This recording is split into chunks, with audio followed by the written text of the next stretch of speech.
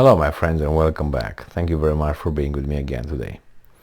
In this video I will share a little story and it has to do with my obviously my past as a karate Kyokushin competitor. Just so you have an idea of what kind of conditions we were provided by the guys in charge of us. So we were, training, and we were having all these idealistic ideas about karate and martial arts and masters and bushido and samurais and all those things.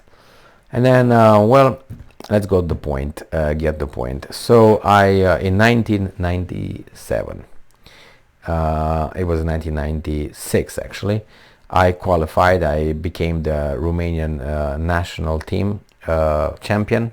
I became the champion of Romania in Kumite, in fighting, in Kyokushin. That is a full contact knockdown style with no protections and all that. Well, you can check on YouTube and see how the fights are conducted in Kyokushin karate. It's a Japanese style by Masatatsu Oyama made anyway. And I won the national championship. I became the national champion, so I was in the national team. So I went to the European Championships of 1997 in Berlin, Germany. So this is how the whole thing were organized, okay, just so you know how it was organized.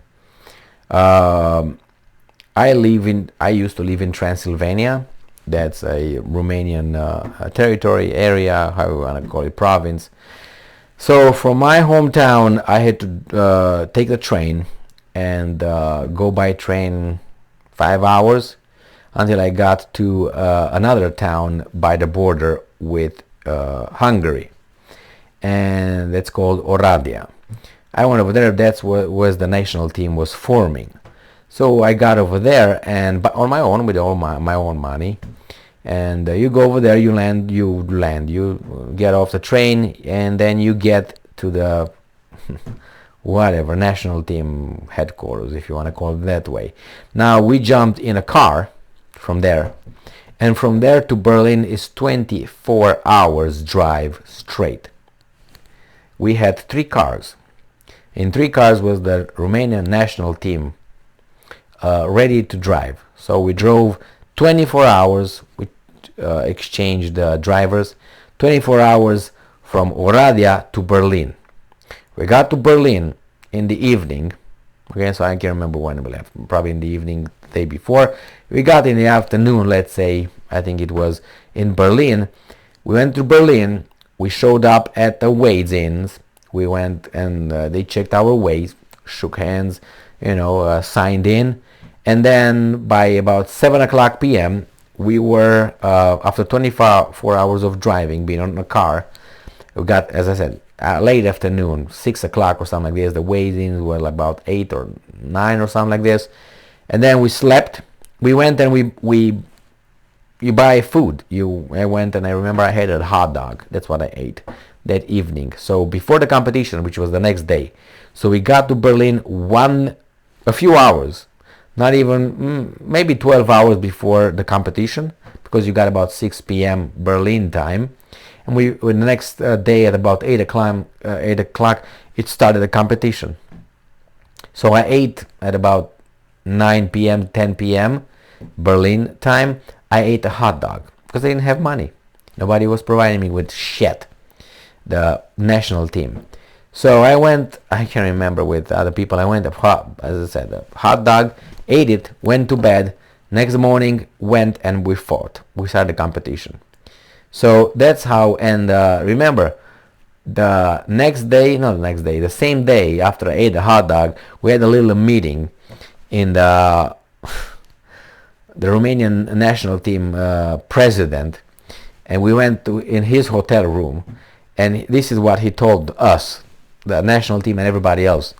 Not many countries have the conditions you have to participate in the European Championship. Now you tell me.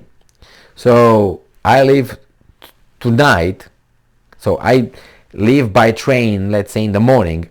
I get by evening in the border town. I go by car 24 hours. I go and I eat a hot dog. After I eat a hot dog, I sleep, I don't know, 6 hours, 7 hours. And in the morning, I'm fighting for the European Championships. And you fight people from Belgium. My first fight was with a German national champion. So I fought with a guy that was over there. By the way, I won the fight. So anyway, it's just to imagine how in 1997, what were the conditions that we had to face in order to face other countries that were nearby. They had sponsors. By the way, the hotel room for that night was paid by a sponsor. That's all we got paid. The hotel room. How much is that? $60, $70 at that time in 1997. That was how much I got. And the transportation, which I was in a car, and I had to drive the car as well because we changed people. That's what the conditions were for us to go and perform. I didn't win the European Championships. Someone else won from the area, obviously. I mean, this is a handicap just statement and situation that you live by. And this was not the only one. I remember when I went to another European Championship, it was in Lithuania. Kaunas, Lietuva, whatever, I still remember that. The same thing. You drive over there 24 hours. I didn't drive that time. We went with a little micro fucking bus. We drove the whole night. We got over there in the afternoon or something, and we had to compete the next morning. Again, how do you think you're ready to fight? You lose like 6 pounds just by the drive. No sleep, no food, no rest, no nothing. And you go and fight with people over there. I mean, really, it was a bullshit. It was so amateurish that it was unbelievable. And we were told straight in our face that, hey, you should be actually, you should be thankful that you got this kind of conditions. Now you tell me. And that happened in many, many occasions when we got in the morning of the competition, and from the road we just jumped straight in the competition. Got the keys in, warm up, let's go and fucking fight right there. I know, I mean, these are the conditions. So when you see those guys on the Olympics and all those guys, world champions, don't you think that they go over there and stay over there a week before? I'm talking about the guys from the Eastern Europe or the Russians. When you see they're winning, now that means that guy was 10 times better than the competition that he faced around the Western countries. When I got over there to Berlin, after all that, and my colleagues as well, those guys who were over there from France, from Denmark, from Netherlands, from Germany, or from Great Britain, they were over there maybe 3 days ahead of time. They ate, they were everything A-okay. We were poor. So in order to win, you had to be like 10 times better than those guys. Because it's easy, you get tired. And this is a full contact style. It's not like I'm going to show you some abracadabra. It's not like that. I thought I should share this with you, so next time when now things are different. It's more sponsors, that's more this and that. But then you start with a handicap straight there. And the food, you just eat what you had. And remember, in those times, in 1997, we were poor. We didn't have money. We didn't have food. Right now, I can eat what the fuck I want, whatever I want. I will outcompete a person from Zimbabwe if we show up at the competition. I have my own money, let alone the sponsors, to pay for my own food, good food. I can show up at the competition, wherever that is, 10 days before the whole thing. I can rest, have massage, ladies of the night, some wine, whenever I want. 10 days if I want. And the guys from Zimbabwe with no money, he's going to probably show up the day of the fucking fight. After he flies, use a rowboat, swims a little bit, and runs and rides the bikes, then he gets the competition. And you're going to fight me? Really? I'm already, relaxed and rested. He's not. So for him to beat me, he has to be a few times better than I am. Because everything is against him. Just to share with you. And I'm not doing this just to cry Those things are gone. 1997, what the fuck, 1,000 years ago. But I'm just, sometimes you look back and say, what the fuck, I had to face all this bullshit.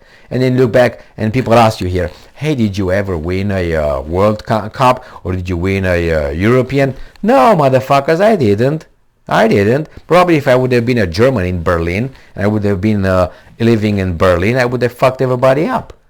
But and it's not only me. There are people who face the same situations, coming from Ukraine, coming from Poland, coming from Russia, coming from many other areas. Poor countries face the same shit.